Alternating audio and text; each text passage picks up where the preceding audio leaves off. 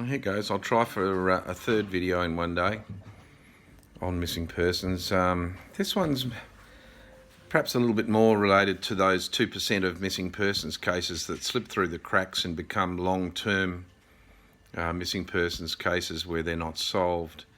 It's pretty common in cases where missing people become long-term missing persons cases for if there's enough public pressure and enough direct approach, often to the Minister for Police by the family themselves of the missing person, it's not uncommon at all for the government to offer a reward.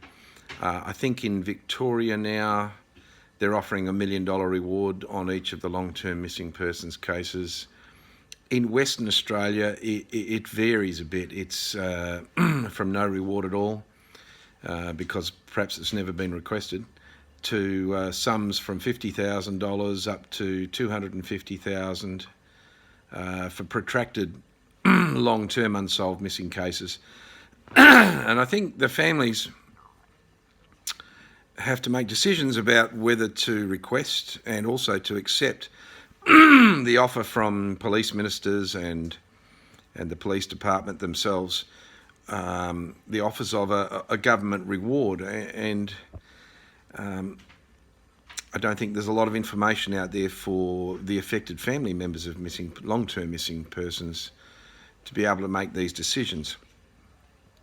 So I think this is something that perhaps they might like to consider if they're put in that situation, or they get into that situation by requesting such a reward, that often long-term missing persons cases very often turn out to be unsolved homicides, and there's a reason behind offering rewards that's not often well understood.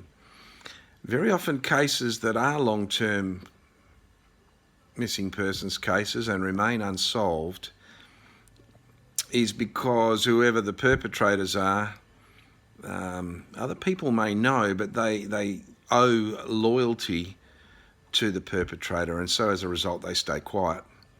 Now, a reward is a good incentive to try and get those who are aware of what's gone on but have never said anything to cough up in the hope that they might get a reward.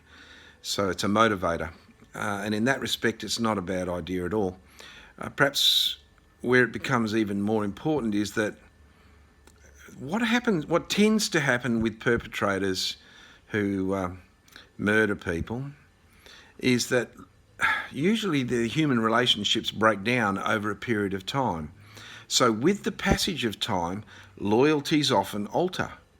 You know, the girlfriend, whoever it may have been, or the boyfriend, or whoever it may have been, felt loyal to the perpetrator at the time because they were in a relationship with them. But with the passage of time, quite often relationships change. They break down, people move on. Those loyalties evaporate.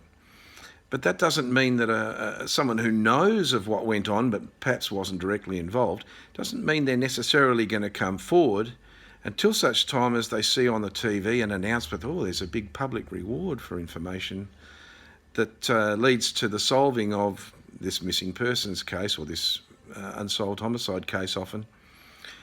And so if their loyalty has changed with the passage of time, the announcement of a large reward can be a big motivator. And so it's something that families need to consider, and it's often better to do it than not to do it. There is one downside that's often not mentioned that I think families should be aware of, the families of the missing should be aware of, and that is that police have a legislated responsibility to solve felony crimes like homicides and manslaughter and murder and so on, and there's no statute of limitations. In effect, the case is always open until it's solved. With missing persons, because it's not a crime to go missing, in situations where no human remains are ever found, it remains a missing person's non-crime. In both cases of the missing person's non-crime and also the unsolved homicides where they become long-term, police are able to close a case without ever solving it. and they have what they call a solvability equation, where they can determine that a case should be closed. No more police resources should be expended on it because they've exhausted all the available leads. They run every lead that they have to a dead end and have turned up no valuable no information that solved it. So the lack of new leads is one part of the solvability equation. The lack of any new technologies. When DNA testing came along, it was a new technology. It's helped crack a lot of old cases, but by the same token, it's also exonerated some old cases where people were wrongly banged up for crimes they never did. So DNA is a new technology that's a bit of a double-edged sword for police. But the lack of any new technology, combined with the lack of any new leads, means that police can invoke what they call this solvability equation. And another part of the solvability equation for police is expense. If it's too costly, if it's very, very expensive to continue investigating with no results, then that forms a part of the solvability equation. And what families need to be aware of is that when ministers for police offer a large reward, that reward costs, from a political point of view, very, very few rewards are ever paid out. They're seldom, if ever, claimed. You'll struggle to find, if you do a Google search, any large rewards being paid for solving crimes as a result of government rewards. So in physical costs, it costs very little, if any, money at all. From the political point of view, it garners the police minister a great deal of political goodwill come election time and so on. It's a very popular thing, very low cost, very high rate of return in terms of more votes. But what families have got to understand is that once a reward's offered, it goes towards the solvability equation in terms of cost. If they've got to pay out a reward, that's a huge cost. That's the same as expending $250,000 or $1 million in Victoria's case on police resources to try and solve the case. So it forms a part of the solvability equation that allows the police to close the case without ever solving it. So by agreeing to accept the offer of a reward that may never eventuate, the family is effectively giving the police the go-ahead to close the case without ever solving it, to not invest any more manpower or resources or whatever into solving your missing loved one's case. So that part of it is very, very seldom ever explained to the families when they're making a choice of, oh, would you like us to offer a large government reward for someone to come forward with new information?